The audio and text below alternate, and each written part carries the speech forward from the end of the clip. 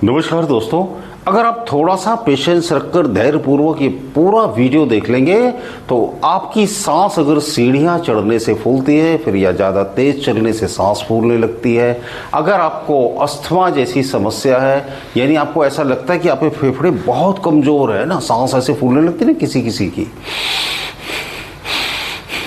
आप समझ जाओ आपके फेफड़ों में शक्ति नहीं है। फेफड़े कमज़ोर हो जाते हैं तो हृदय अपने आप ही कमज़ोर हो जाता है, कोलेस्ट्रॉल बढ़ने लगता है, ब्लड शुगर बढ़ने लगती है। फेफड़े ही आपके जीवन को स्वस्थ रखते हैं, फेफड़ों का बहुत बड़ा रोल है। अगर फेफड़े आपके मजबूत रहेंगे तो क्या होगा, ऑक्सीजन का इंटेक आपकी बॉडी में अच्छी तरह से जाएगा। फेफड़े आपके पूरे शरीर की क्लीनिंग करके कार्बन डाइऑक्साइड को बाहर थ्रो करेंगे। आप देखो जब भी किसी की मृत्यु होती है तो क्या होता है, ऑक्सीजन का लेवल डाउन होने लगता है, यानी कि क्या होता है, लंग्स की ब्रीदिंग कैपेसिटी धीरे धीरे कम होती चली जाती है।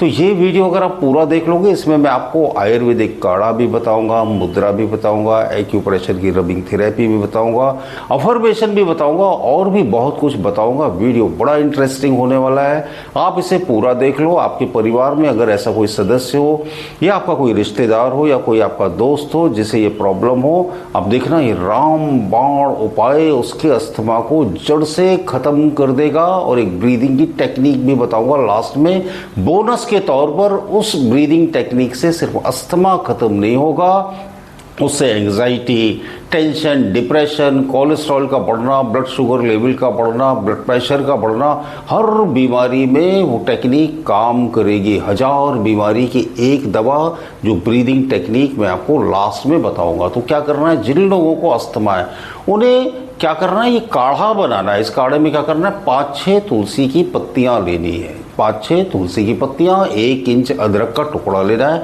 आधा चम्मच हल्दी पाउडर लेना है, ऑर्गेनिक हल्दी पाउडर, या तो फिर कच्ची हल्दी को कुचलकर आधे इंच या 1 इंच की गांठ आप उसमें डाल दो, 7-8 काली मिर्च डाल दो, 1.5 कप पानी में इतना उबालो कि वो पानी 1 कप रह जाए। सुबह सुबह खाली पेट इसको पी लो, लगातार 30 दिन पियो, लगातार 30 दिन। फर्क आपको पहले दिन से देखने को मिल जाएगा।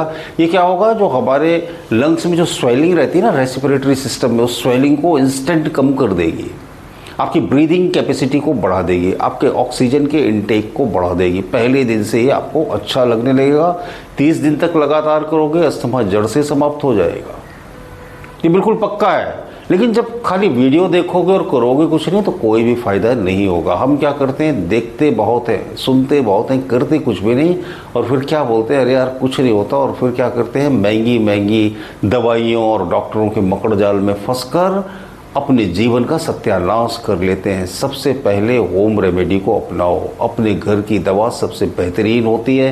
अपनी रिसर्च, अपनी बॉडी की समझ, आपको क्या चीज़ सूट करती है, क्या चीज़ नहीं सूट करती, आपका शरीर किस प्रकृति का है, उसके आधार पर आप अपनी चिकित्सा करना शुरू करो। बहुत सारे लोगों ने अपने बड़े बड़े रोग घर पर ही ठीक कर दिए, इवन कैंसर तक की हीलिंग कर ली उन्होंने घर पर। ये छोटी मोटी बातें तो कॉमन से, जैसे गैस, एसिडिटी, ऑर्थराइटिस, ये तो ठीक ही कर लिया लोगों ने, बड़ी बड़ी बीमारियां हील कर ली।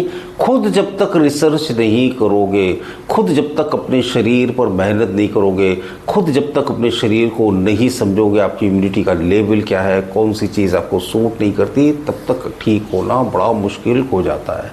तो आपको एक काढ़े का नुस्खा मैंने बता दिया। अब आपको क्या करना है, सरसों का तेल लेना है और उसमें 2-4 कली लहसुन की डालनी है, और जब वो ब्राउन हो जाए, खूब गर्म हो जाए तेल, थोड़ा सा अजवाइन डालना है। इस तेल को छान कर भर लो आप, और ये देखो यहाँ पर लगाओ और यहाँ पर लगाओ, ठीक है, यहाँ पर लगाओ, ये फेफड़ों के पॉइंट होते हैं।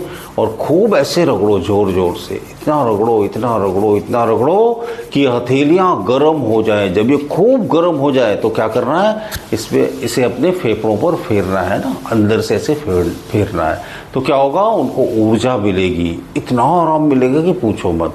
फिर इसी तेल को लेकर पूरी छाती पर मल लें, गर्दन पर मल लें, और अगर कोई आपके घर में परिवार का सदस्य है तो उसको बोलना पीठ पर भी मल लें। आप बोलोगे जीवन नया हो गया, फेफड़े फॉलोआउट के बनने लगेंगे, डिटॉक्स होने लगेंगे, उसमें नई शक्ति, नई ऊर्जा, नई ऊष्मा भरने लगेगी। इतनी ज़्यादा फायदेमंद है ये। और आपको क्या करना है, अगली आपको ट्रिक बताते हैं। अब आपके फेफड़े बहुत कमज़ोर हैं, ये आपको पता चल गया है। आपको क्या करना है, अपने फेफड़ों पर हाथ फेरना है और ये पॉजिटिव अफर्मेशन बोलनी। क्या बोलना है, हर दिन हर सुबह मेरे फेफड़े फौलाद के होते जा रहे हैं। बोलो मेरे साथ, अभी बोलो और देखो कैसा महसूस हो रहा है। हर दिन हर सुबह मेरे फेफड़े फौलाद के होते जा रहे हैं। हर दिन हर सुबह मेरे फेफड़े फौलाद के होते जा रहे हैं। 5 बार बोलना अफर्मेशन। आप यकीन मानो, जो शब्द आप बोलते हो ना, जो भी शब्द आप अपने आप से बोलते हो, वो यूनिवर्स तुरंत सुन लेता है। जो वो सुनता है, जो आप बोलते हो, तुरंत रिवर्स करके आपकी तरफ भेज देता है। हम क्या करते हैं, 24 घंटे नेगेटिव सोचते रहते हैं। अरे यार, मैं बहुत कमज़ोर हो गया, अब मेरी बहुत ज़्यादा उम्र हो गई, अस्थमा तो ठीक ही नहीं होता, कहते हैं दमादम के साथ जाता है। ये बहुत सारी नेगेटिव प्रोग्रामिंग हमारे माइंड में भर चुकी है। इस प्रोग्रामिंग को जब तक नहीं तोड़ोगे, आप दुनिया की कोई भी दवा खा लो, आप ठीक ही नहीं होगे। आप यकीन मानो, बहुत बड़े बड़े लोगों के अनुभव से मैं बोलता हूँ, अपने जीवन के पूरे अनुभव से मैं बोलता हूँ, दवाइयों का रोल सिर्फ 5% है। आप यकीन मानो, एक्सरसाइज का रोल भी 5% है। जो आप डाइट खाते हो उसका भी रोल 5% है। सबका मिलाकर रोल 5% है। 95% रोल है आपके विचारों की शक्ति का, 95% रोल है आपकी मानसिक शक्ति का। अगर आप अपने मन को ये विश्वास दिला दो कि मैं ठीक हो रहा हूँ, तो दुनिया की कोई भी ताकत आपको ठीक होने से नहीं रोक सकती। अब मेरे शब्दों को मत पकड़ना, इसका ये मतलब नहीं कि आप मरोगे ही नहीं, मरेंगे तो सब, क्योंकि जन्म और मृत्यु तो डिसाइडेड है। लेकिन हाँ, विचारों के मजबूत होने से ये जो बीच का सिलसिला है, ये थमने लगता है। अगर हम पॉजिटिव होने लगते हैं तो हमारी लाइफ भी पॉजिटिव होने लगती है। तो पॉजिटिव अफर्मेशन हमें जरूर बोलना है, हर एक्सरसाइज के साथ, हर दवा के सेवन के पहले। ये जो दवा मैं ले रहा हूँ, ये मेरे शरीर में बहुत ज़बरदस्त असर दिखा रही है, मेरा शरीर बहुत तेज़ी से ठीक हो रहा है। पॉजिटिव अफर्मेशन के साथ जब आप दवाइयाँ खाने लगोगे, जब आप एक्सरसाइज करने लगोगे, आपकी एक्सरसाइज, आपकी दवाइयाँ 100 गुना ज़्यादा असर दिखाने लगी है। जो काम महीनों में और सालों में नहीं हो रहा, वो 2-4 दिन में आप फ़र्क देखोगे। आप बोलोगे यार, ज़मीन आसमान का अंतर आ गया। मन की शक्ति इतनी ज़्यादा तेज होती है। अब मैंने आपको बोला था ना कि सबसे लास्ट में मैं आपको एक ब्रीदिंग की टेक्निक बताऊंगा, मुद्रा भी बता देते हैं आपको। मुद्रा कैसी करनी है आपको, देखो, सबसे पहले आपको कौन सी मुद्रा बनानी है, अस्थमा मुद्रा बोलते हैं इसको। ये जो हथेलियाँ है ना, इनको लिया और ये जो बीच की उंगली है, इसको आपस में इसके नाखूनों को मिलाया और ऐसे किया, और सांस ली और छोड़ी। और हर सांस के साथ क्या बोलना है, मेरे फेफड़े फौलाद के होते जा रहे हैं, मेरा अस्थमा पूरी तरह से ठीक हो चुका है, मेरे फेफड़े फौलाद के होते जा रहे हैं, मेरा अस्थमा पूरी तरह से ठीक हो चुका है, मेरे फेफड़े फौलाद के होते जा रहे हैं, मेरा अस्थमा पूरी तरह से ठीक हो चुका है। अगर आपने ये वीडियो देखकर ये एक्सरसाइजेस कर ली, यकीन मानो दम लगना पहले दिन से ही बंद हो जाएगा। आप सीढ़ियाँ चढ़ोगे, आप बोलोगे यार अब थकान नहीं लगती। बिल्कुल पक्का बता रहा हूँ मैं आपको। हाँ, अगर सिर्फ वीडियो देखोगे और इसे लाइटली लोगे, अरे यार कुछ नहीं होता, ये सब फालतू की बातें, फिर इतने बड़े बड़े डॉक्टर, इतने बड़े बड़े हॉस्पिटल काहे के लिए। तो आप अगर ऐसा विश्वास लेकर चलोगे तो फिर आप कभी ठीक नहीं होगे, ठीक है। और मैंने आपको बोला था ना कि ब्रीदिंग टेक्निक, ये ब्रीदिंग टेक्निक आप करना, अभी करो, इंस्टेंट फर्क मिलेगा आपको। बंद नाक होती तुरंत खुल जाएगी, बढ़ा हुआ ब्लड प्रेशर कंट्रोल होने लगता है, बढ़ी हुई ब्लड शुगर कंट्रोल होने लगती है इस ब्रीदिंग टेक्निक से। अस्थमा के लिए तो ये रामबाण टेक्निक है। इस टेक्निक को बोलते हैं बुटेको ब्रीदिंग टेक्निक। इसका आविष्कार डॉक्टर बुटेको ने किया था। उन्होंने हज़ारों लोगों के ऊपर रिसर्च किया कि जब भी कोई मरीज, रोगी बीमार पड़ जाता है तो उसकी सांस तेज तेज चलने लगती। बहुत रिसर्च के बाद उन्होंने इस टेक्निक का आविष्कार किया। इस पर मेरा सेपरेट वीडियो भी है, इस वीडियो में भी आपको अच्छी तरह से समझा देते हैं, बड़े ध्यान से देख लेना। अस्थमा वालों के लिए तो ऐसा समझ लो कि संजीवनी बूटी का काम करती है। दिन में 3-4 बार, 8-10 बार, इसका कोई साइड इफेक्ट नहीं। आप कर लो, पहले दिन से जमीन आसमान का फर्क ना आ जाए तो कहना। क्या करना है, देखो, एक गहरी सांस ली, पहले वीडियो को पूरा देख लेना, उसके बाद करना। ऐसे गहरी एक सांस लेनी है, फिर सांस को छोड़ना है,